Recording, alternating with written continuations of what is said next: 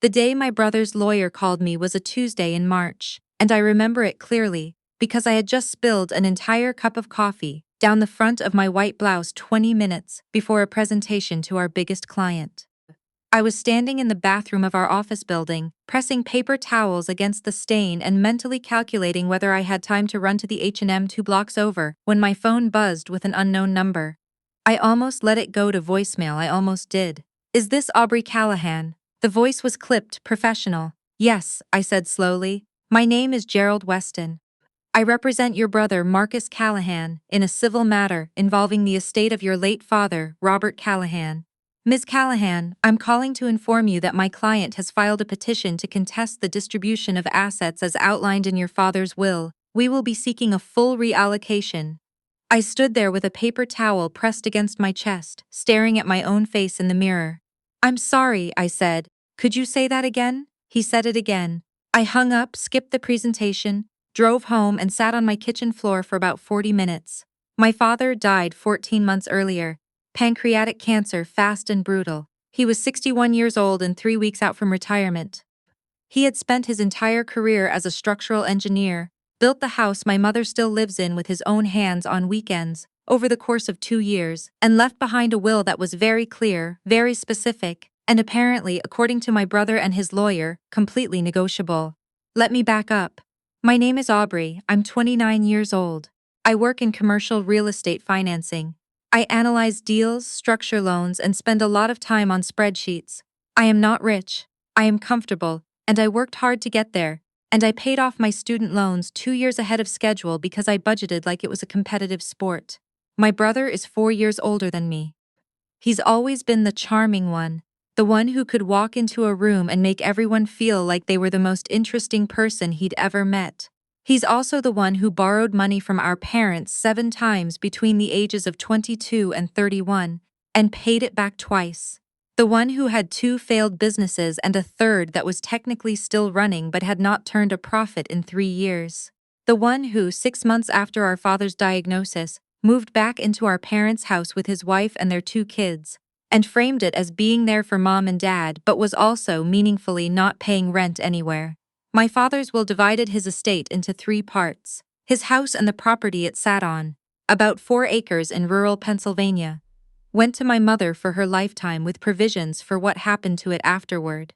His retirement accounts and investment portfolio, which he had spent decades carefully building, were split 60-40 between me and my brother, with me receiving the larger share, and his business, a small structural engineering consultancy he had started 15 years earlier, was left entirely to me, with the option to sell or dissolve it as I saw fit.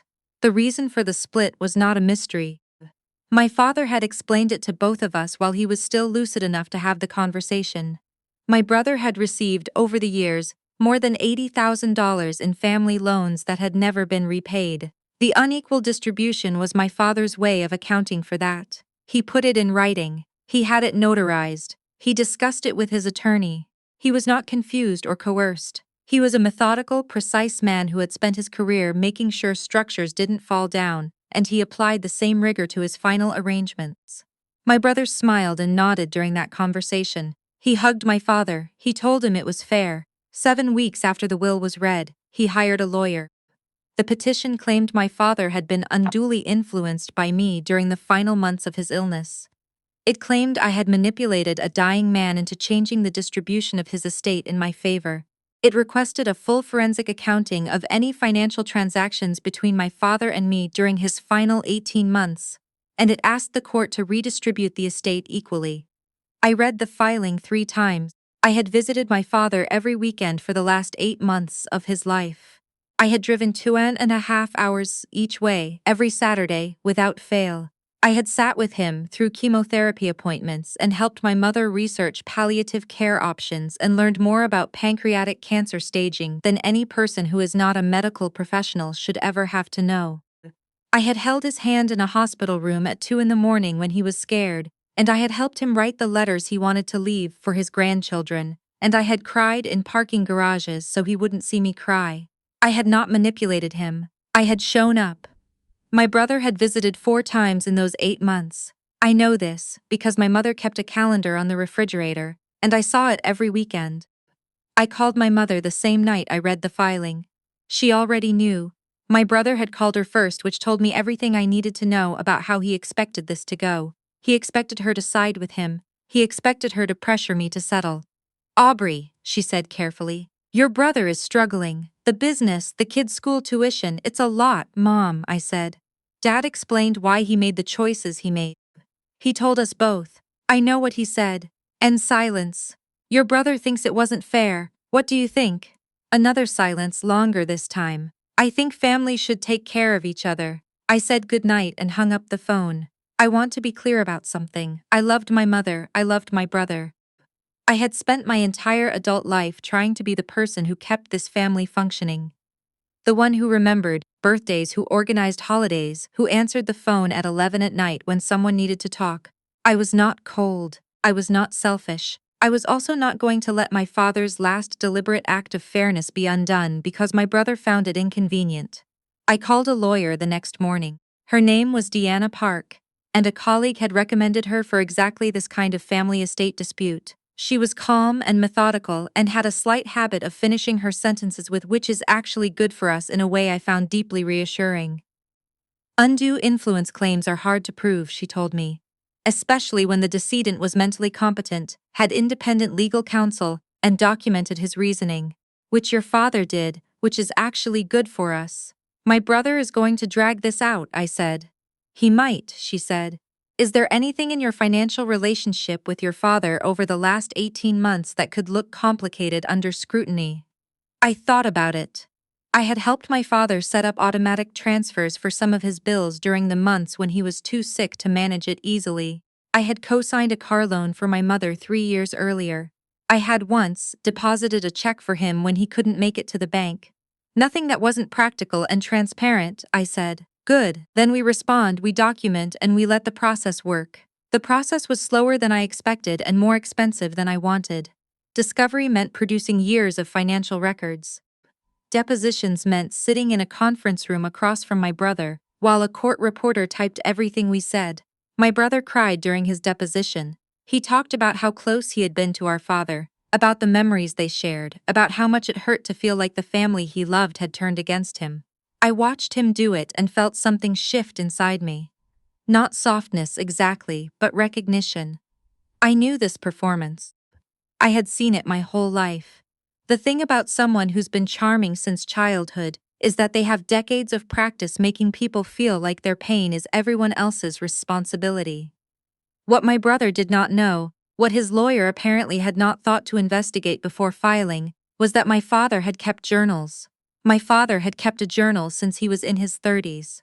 Small, hardcover notebooks that he filled with his neat, precise handwriting. He wrote about work, about the houses he was designing, about the books he was reading. And in his final year, he wrote about his illness, his fears, his intentions, and his family.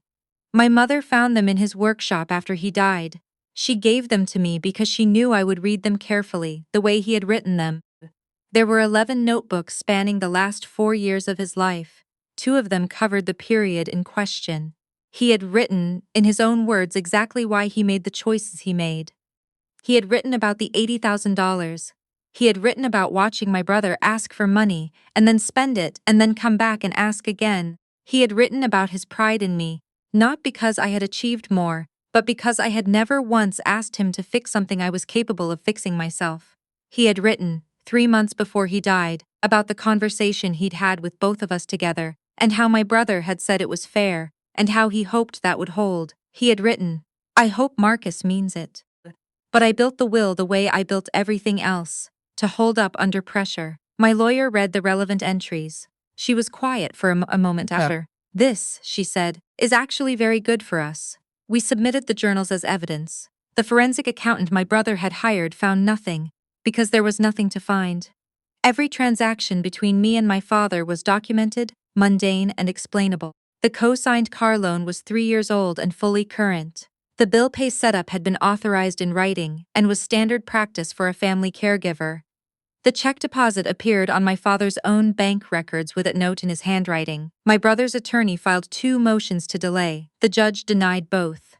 6 weeks before the hearing date, my brother called me directly. I let it ring. I was standing in my kitchen making dinner, and I watched his name light up my phone screen, and I thought about the depositions and the legal bills and my mother's silence on the phone that night and the calendar on the refrigerator, and I let it ring. He texted 20 minutes later, "Aubrey, I think we should talk. Just the two of us. No lawyers." I showed the text to my lawyer. She said it was my choice. I thought about it for 2 days. Then I texted back, "Okay, coffee, Saturday morning you pick the place." We met at a diner near his house. He was already there when I arrived, sitting in a booth with his hands wrapped around a mug. He looked tired in a way that was different from how tired people look when they're performing exhaustion. He looked genuinely worn down. He told me the business was in debt. Not theoretical, might turn around debt, but real debt, nearly $90,000 owed to vendors and a short-term business loan that had ballooned. He told me his wife didn't know the full extent of it. He told me he had thought his father's inheritance would let him reset, start clean, keep his family from finding out how bad it had gotten. "So you filed a lawsuit against me," I said. "I know." He looked at the table. "I know. Dad knew," I said. "He knew you were going to need money again. That's why he built it the way he did. So it couldn't be borrowed against, or contested, or redirected." He didn't say anything. "He loved you," I said. "He just didn't trust the version of you that handles money." My brother pressed his thumb against the rim of his mug for a long moment. "The kid's college fund," he said finally. "I pulled from it. I haven't told her." I sat with that for a moment. There was a small child at the table next to us, maybe 3 years old, completely absorbed in stacking sugar packets. Her father was watching her with the specific expression of someone who has completely forgotten about whatever was worrying them 5 minutes ago. I looked at that kid for a second and thought about my niece and nephew, who were 7 and 9 and who had not done a single thing to deserve the financial chaos their father had built around them. "Drop the lawsuit," I said. "Withdraw the petition.